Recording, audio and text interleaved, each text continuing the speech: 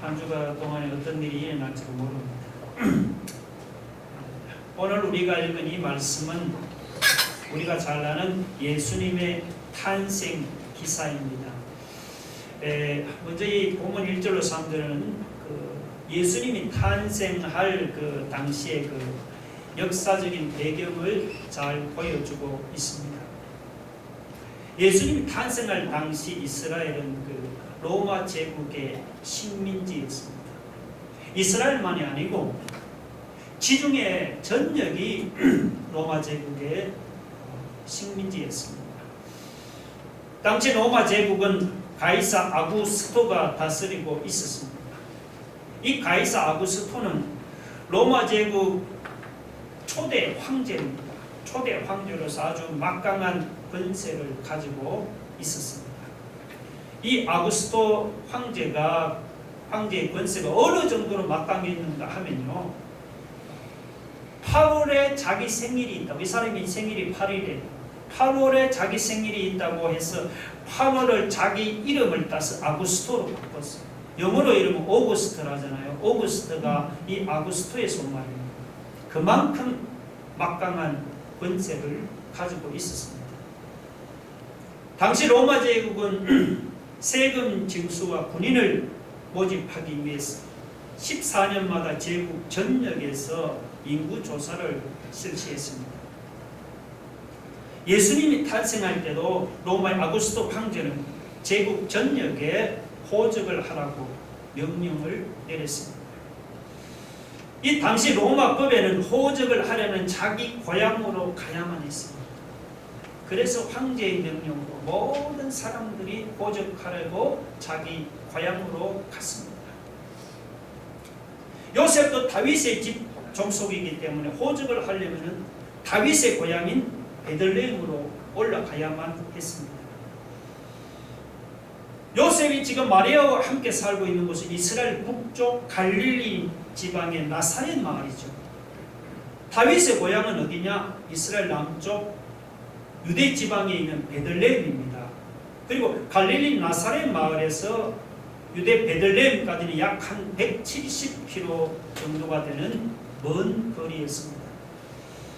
요셉은 가난한 목숨, 말을 타고 여행을 할 정도로 부유한 집안이 아니었습니다.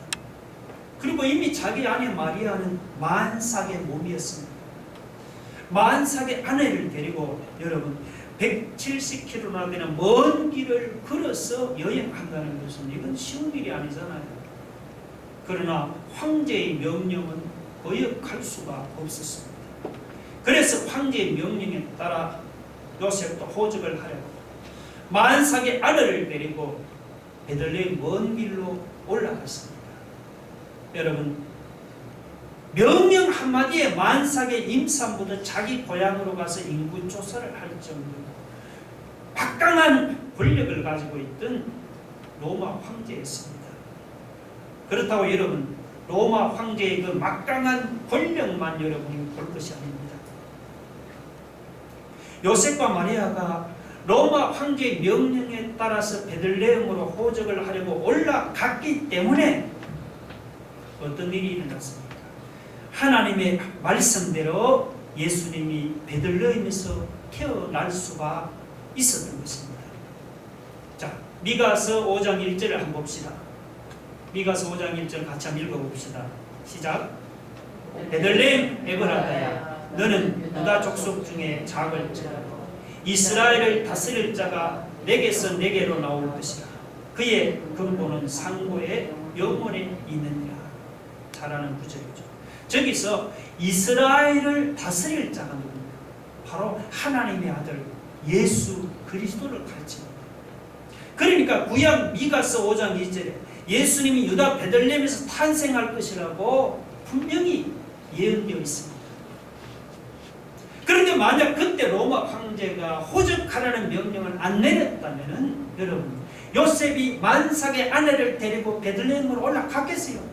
갈 리가 만무하지. 그리고 요셉이 베들레헴으로 만약 안 올라갔다면 예수님도 베들레헴에서 태어나지 않고 나사렛에서 태어났을 것입니다. 그랬다면 어떻게 됩니까? 그랬다면 하나님의 아들이 베들레헴에서 태어날 것이라면 미가서 5장 2절 말씀은 이루어지지 않았을 것입니다. 우리가 볼 때는 로마 황제가 호적을 하라고 명령을 내리는 것을 보면은 로마 황제가 온 세상을 다스리는 것 같이 보이지요. 그런데 사실은 로마 황제의 명령을 통해서 예수님이 베들레헴에서 탄생할 것이라는 하나님의 말씀이 이루어진 것입니다. 그걸 보면은 로마 황제가 세상의 주관자가 아니고 로마 황제를 사용해서 하나님의 뜻을 이루시는 하나님이 세상의 주관자임에 틀림이 없는 거죠. 로마 황제가 세상을 주관하듯이 지금은 미국 대통령이 세상을 좌지우지하는 것 같이 보이죠. 바이든 대통령. 근데 사실은 미국 대통령 배후에서 모든 상황을 다스리고 주관하는 절대자 하나님이 계십니다. 미국 대통령도 세상의 주관자가 아니고 로마 아구스도 황제도 세상의 주관자가 아니고 만왕의 왕이시요 만주의 주이신 하나님께서 온 세상의 주관자이십니다. 물론 겉으로는 세상 일이 하나님의 말씀하고 아무 상관이 없는 것처럼 보이잖아요. 겉으로는 세상 일이 로마 황제가 계획해서 진행되는 것 같고 미국 대통령이 계획해서 진행되는 것 같이 보이죠. 그런데 여러분, 일이 이루어지는 것을 보면 로마 황제의 뜻이 이루어지는 것이 아니고 미국 대통령의 뜻이 이루어지는 것도 아니고 하나님의 뜻이 이루어지는 것입니다. 여러분, 할렐루야. 잠언 16장 9절 한번 볼까요?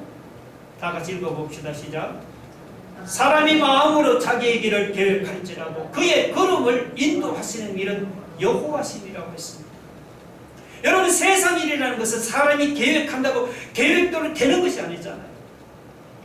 사람이 마음으로 이렇게 저렇게 계획할지라도 하나님께서 그의 걸음을 인도해서 자기 뜻이 이루어지는 것이 아니고 하나님의 뜻이 이루어지게 하시는 겁니다. 그러나 다만 그 과정에서 하나님의 말씀을 거스르는 사람은 여러분 망하고, 반면에 하나님의 말씀을 붙잡고 사람은 당장은 헤매는 것 같지만 나중에는 하나님 말씀대로 이루어지는 축복을 받아들입니다. 오늘 내 인생에 여러분이 복을 받기를 원하신다면 여러분, 어떤 상황에서도 우리는 하나님이 세상의 주관자심을 믿고 그분의 말씀을 붙들고 그분의 말씀 앞에 순종해서 살아가는 인생이 되기를 주님의 이름으로 축원합니다.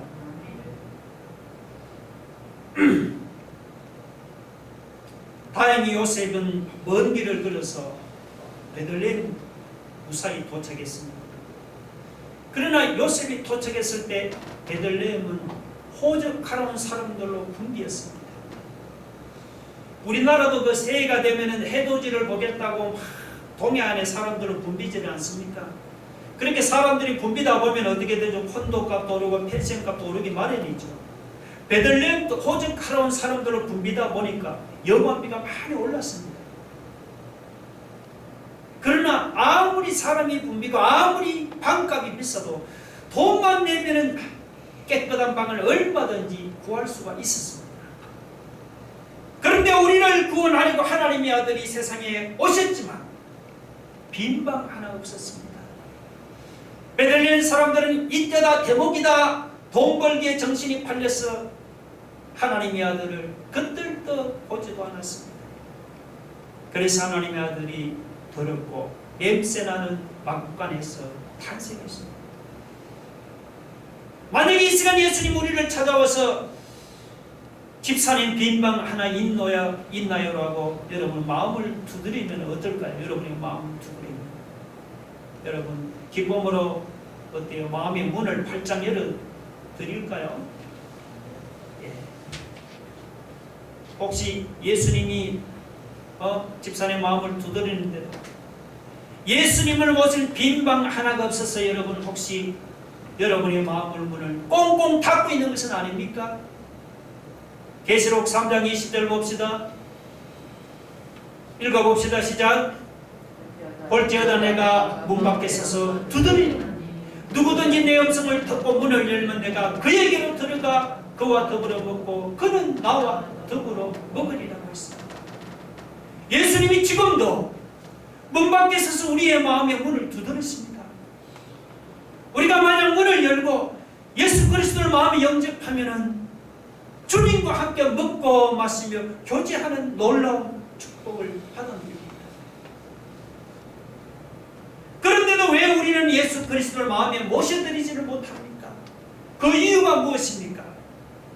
그 이유는 우리의 마음이 돈에 대한 욕심과 성공에 대한 욕심과 출세에 대한 욕심과 가지가지 온갖 세상 욕심으로 가득 차 있기 때문입니다. 그래서 예수님을 우리 마음에 모셔드리지를 못합니다. 여러분이 예수 그리스도를 마음에 모셔드리기를 원하신다면 세상 욕심과 세상 정욕으로 가득 차 있는 마음을 먼저 비워야 합니다. 돈에 대한 욕심도 비워야 합니다. 성공이나 출세에 대한 욕심도 비워야 합니다. 여러분, 마음을 비우시고 예수님을 모셔드린 빈 방을 하나 마련하기 바랍니다. 마음을 비우고 빈 방에 찾아오시는 예수 그리스도를 만나는 은혜를 체험할 수 있기를 주의 이름으로 축원합니다. 예수님이 마구간에 탄생하신 두 번째 이유는 뭐냐? 우리를 만나주시기 위해서입니다. 예수님이 만약 여러분 왕궁이나 혹은 저 큰 대저택에서 탄생했다면 가난한 사람이 예수님을 만나는 것은 아마 그림에 뜨길 것입니다. 돈 없고 힘없는 사람이 어떻게 저 예루살렘 왕궁 깊은 곳이나 혹은 담이 높고 대문이 굳게 닫혀있는 대저택에 있는 예수님을 만날 수가 있겠습니까? 그래서 예수님은 왕궁이나 어리어리한 대저택에서 탄생하지를 않았습니다.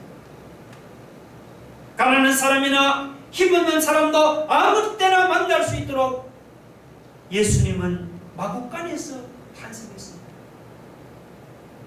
여러분, 세상에서 마구간보다 더 낫고 더 비천한 곳이 어디 있겠습니까?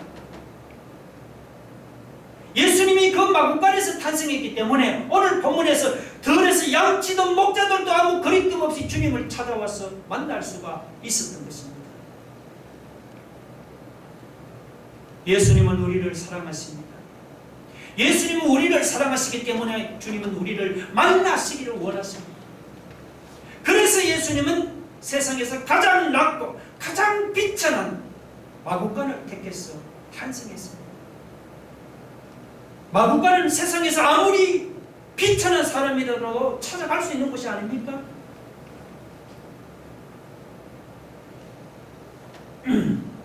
아무리 가난하고 아무리 천대받는 사람이라도 마구간에는 들어갈 수 있잖아요. 그래서 예수님은 왕궁이나 대저택이 아니고 마구간을 택해서 탄생했습니다. 세상에서 가장 천대받고 세상에서 가장 멸시당하고 세상에서 가장 소외된 사람들을 만나주시기 위해서 예수님은 세상에서 가장 낮고 가장 비천한 자리로 내려오셨습니다. 솔직히 우리 세상에서는 여러분 높은 사람을 한번 만나려고 하면 얼마나 힘이 드는지 모릅니다. 우리 같은 서민이나 국회의원이나 혹은 안산시장을 만나는 것도 어려워요. 하물며 대통령을 만난다는 것은 여러분 꿈도 꿀 수가 없잖아요. 그런데 높은 분들을 하면 세상에서 예수님보다 높은 분이 어디 있습니까? 예수님은 하나님의 아들로 만왕의 왕이요 만주의 주가 되시잖아요. 그런데 그렇게 높으신 예수님이 우리를 만나 주시려고 마구간에서 탄생했습니다. 마구간에서 탄생했으니까 가난한 사람이든지 비천한 사람이든지 누구든지 주님을 한번 만나보겠다고 마음만 먹으면 언제든지 예수님을 만날 수가 있습니다. 여러분, 세상에 이보다 더 큰 축복이 어디 있습니까? 아직도 예수님을 만나지 못했습니다. 그런 사람이 있으나 나도 한번 예수를 만나보아야겠다고 여러분 마음을 한번 먹어보세요. 예수님은 마구간에서 비천하게 탄생했기 때문에 예수님을 한번 만나보겠다고 마음만 먹으면 희망난 사람이든지 가난한 사람이든지 비천한 사람이든지 누구든지 쉽게 그분을 만날 수가 있는 것입니다. 믿으시면 아멘 하시기 바랍니다.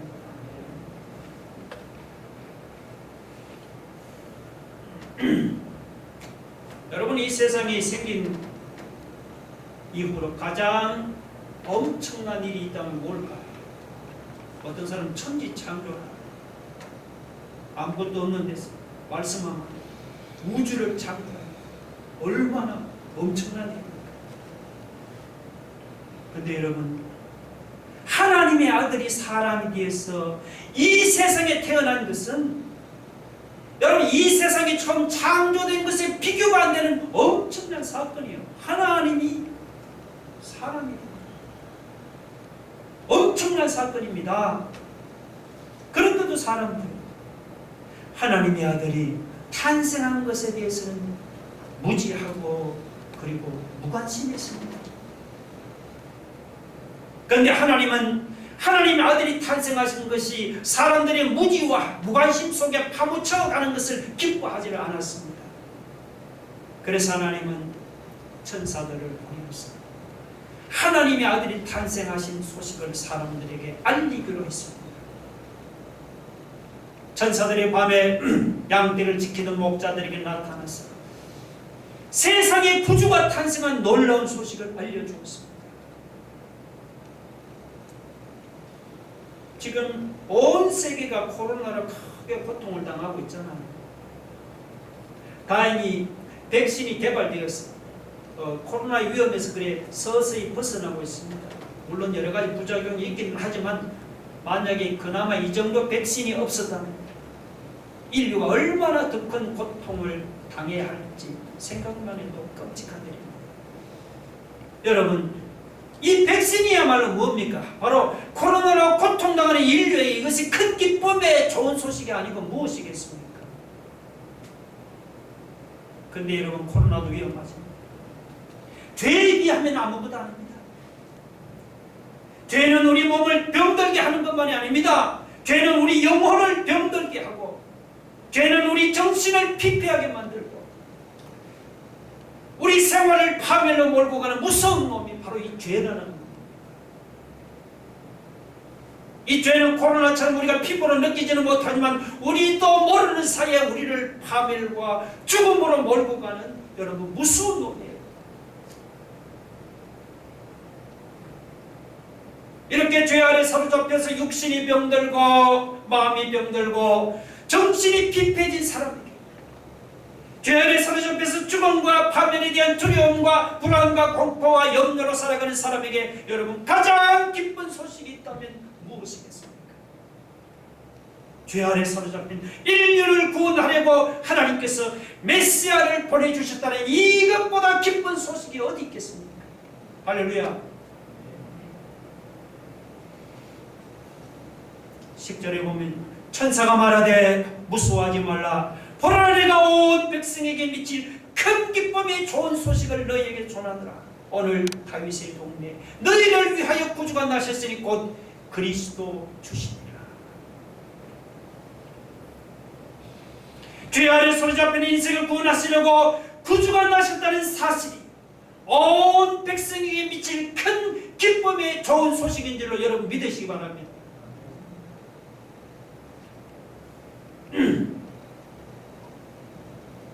천사들이 목자들에게 구주가 탄생하신 기쁜 소식을 전해준 후에 하늘에서는 수많은 천군 천사들의 찬양 소리가 들려왔습니다.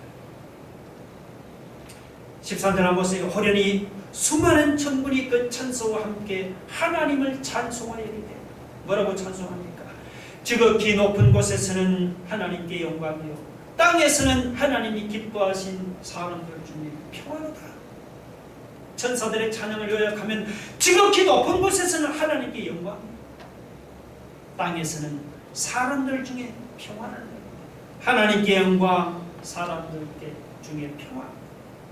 자, 무엇이 하나님께 영광이라는 것입니까? 그것은 하나님의 아들이 이 세상에 탄생한 것이, 그것이 하나님께 영광이라는 말입니다. 하나님의 아들이 세상에 오셔서 우리 죄 문제를 해결해 주심으로 우리도 하나님의 영광을 충만하게 누리게 되었죠. 죄 아래 있던 우리가 하나님의 영광을 누리게 되었습니다. 그것이 하나님께 영광이 아니고 무엇입니까? 그런 의미에서 바로 하나님의 아들의 탄생이 하나님께 영광이 되는 것입니다. 그리고 하나님의 아들의 탄생이 사람들 중에 평화라는 말에는 두 가지 의미가 있죠. 첫째는 뭡니까? 하나님의 아들의 탄생으로 하나님과 사람들 사이에 여러분 평화가 이루어졌습니다. 사람은 죄로 인해 하나님과 원수가 되었습니다. 그런데 하나님의 아들이 이 땅에 오셔서 우리를 위해 십자가에 못 박혀 돌아가심으로 하나님과 우리 사이를 화목하고 있죠. 둘째, 하나님의 아들이 사람과 사람들 사이에 화목을 이루었습니다. 죄는 여러분 하나님과 사람들 사이만 원수로 만든 게 아니고 사람과 사람들 사이도 원수로 만들어버렸어요. 그런데 하나님의 아들이 우리를 위해서 십자가에 못 박혀 죽었습니다. 오늘 우리 사이에 막힌 담이 허물어졌습니다. 그래서 원수 같은 사람들 사이에도 평화가 이루어진 것입니다. 오늘 인생에 어디서 와서 어디로 가는지 몰라서 여러분 방황합니까? 마음의 근심, 걱정과 불안과 두려움을 가지고 여러분 사람들과 갈등하고 불안합니까? 그런 사람은 세상에 평화를 주려고 탄생하신 예수 그리스도를 영접하기 바랍니다. 여러분 천사들의 찬양대로 예수님의 탄생이 하나님께 영광이고 땅에서는 사람들에게 평화인 줄로 믿으시기 바랍니다.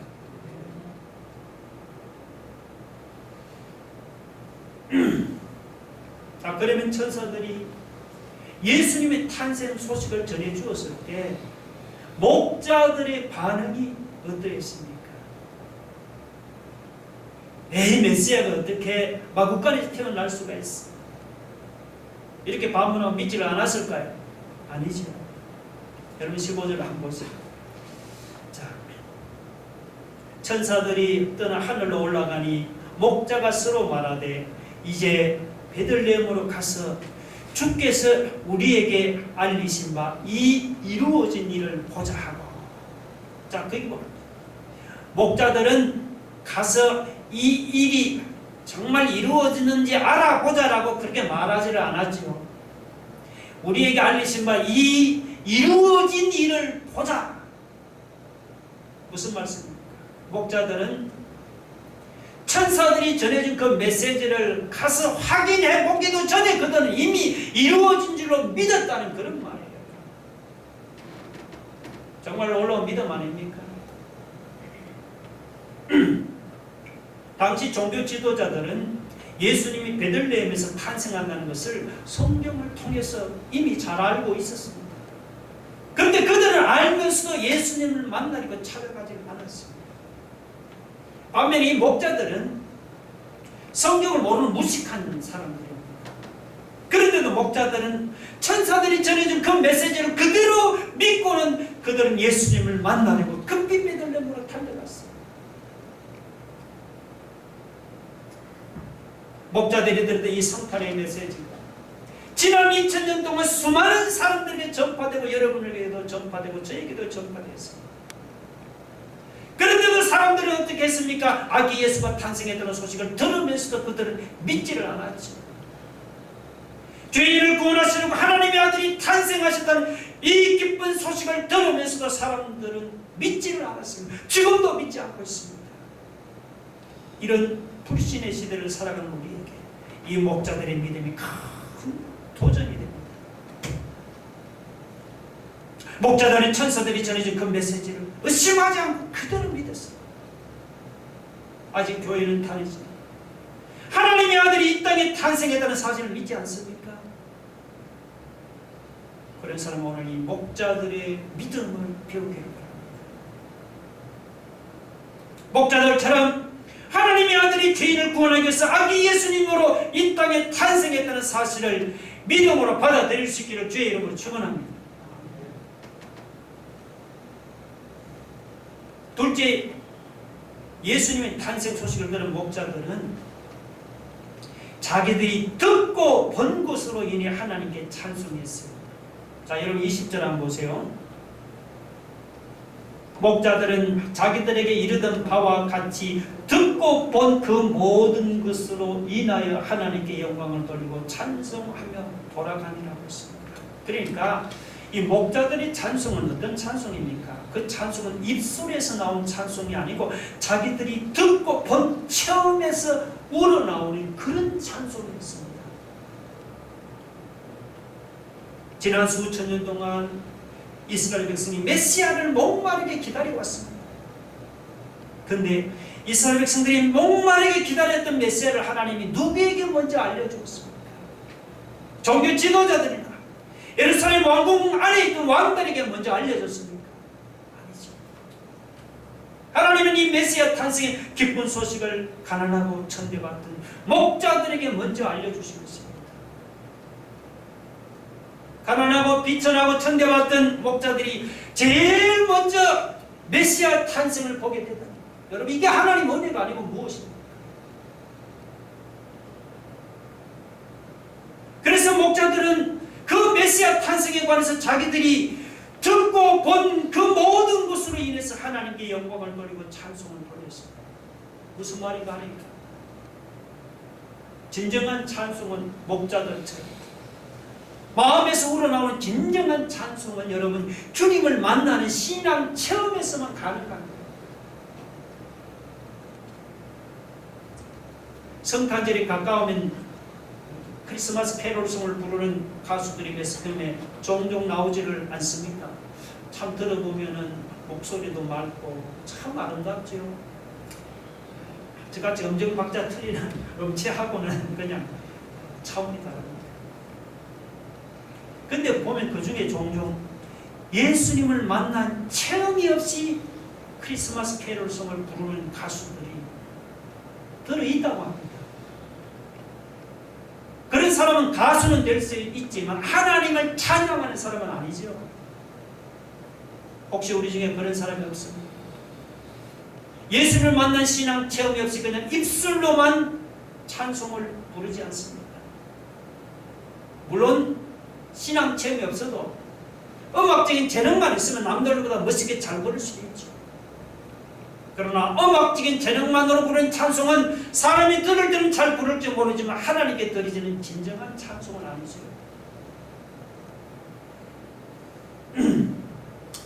목자들의 찬송은 음악적인 재능으로 부르는 찬송이 아니었습니다. 목자들이, 여러분, 양치는 목자들이 음악적인 재능이 있으면 얼마나 있겠어요? 그들의 찬송은 입술에서 나오는 공허한 찬송이 아닙니다. 우리가 메시아를 만났다는 신앙 체험에서 우러나오는 그런 찬송이었습니다. 목자들처럼 이렇게 주님을 만난 신앙 체험에서 나오는 찬송이다. 진정한 찬송이죠. 오늘 우리가 정말 목자들처럼 우리의 가슴에서 우러나오는 진정한 찬송을 부르기를 원합니다. 지금 이 예배를 통해서 여러분 살아계신 예수 그리스도를 만나는 신앙 체험을 꼭 하기를 바랍니다. 목자들처럼 예수님을 만나는 이런 신앙 체험을 통해서 정말 우리의 찬양이 입술에서 나오는 고능한 찬양이 우리의 내면 가슴 깊은 곳에서부터 우러나오는 그런 진정한 찬양 하나님께 올려드릴 수 있게 주의 이름으로 축원합니다. 함께 기도하겠습니다. 여러분, 사람들은 복음을 듣고도 믿지는 않습니다. 그런데 목자들 보세요. 천사들이 전해진 그 메시지를 확인해보지도 않고 믿었잖아요. 주님, 오늘 우리에게 이렇게 믿어지는 믿음을 은혜를 부어주옵소서. 그들은 신앙 처음에서 우러나오는 찬양을 드립니다. 하나님, 우리 입술에서 나오는 찬양이 아니고 정말 주님을 만난 신앙 체험에서 우리 내면 가슴 깊은 곳에서 이런 찬양이 흘러나오길 바랍니다. 여러분, 죄 아래 사로잡힌 인생에게 예수 그리스도의 탄생이 가장 기쁜 소식입니다. 예수님의 탄생이 하나님께 영광이고 사람들 평화입니다. 예수님 마구간에 빛나게 탄생이기 때문에 마음만 먹으면 누구든지 주님을 만날 수 있어요. 아버지 주님 만나기를 원합니다. 주여 이 예배를 통해서 하나님 아버지 정말 우리가 주님을 만나게 하고 하나님 마음까지 오신 그분을 하나님 마음을 열고 주여 우리의 모든 욕심을 내려놓고 그분을 우리 마음속에 모셔드리기를 원합니다. 다같이 한번 통성으로 기도하겠습니다. 할렐루야. 하나님 아버지 하나님 아버지 우리 하나님의 아들 예수 그리스도께서 가장 낫고 가장 비천하게 하나님 마음까지 낮아질 수 없었기 때문에 누구든지 그분을 만나기를 마음만 먹으면 누구든지 하나님 그분을 만날 수 있습니다. 아버지 하나님 우리의 마음이 하나님 세상에 드는 여러가지 욕심과 정욕을 가득 차 있습니다. 예수님을 모시는 빈방은 없습니다. 마음문을 열지 못하고 주님을 못 받게 세우고 있는 것이 아닙니까? 하나님 아버지 하나님 오늘 이 시간 우리의 세상 욕심 가득 찬 우리의 마음문을 열고 우리 마음문을 두드리시는 그분을 주여 우리 마음속에 모시는 거라 가장 낮아지셨습니다. 마음까지 오신 그분 하나님 아버지 이 시간 내가 주님을 만나보야겠다. 하나님 아버지 그렇게 마음을 놓고 아버지 우리 내 속에는 아버지 모든 세상 욕심들을 비워내고 빈 마음에 하나님 우리 하나님의 아들 예수 그리스도를 주여 우리 심령에 하나님 모셔드리는 우리 모든 성도들 되게 하여 주옵소서.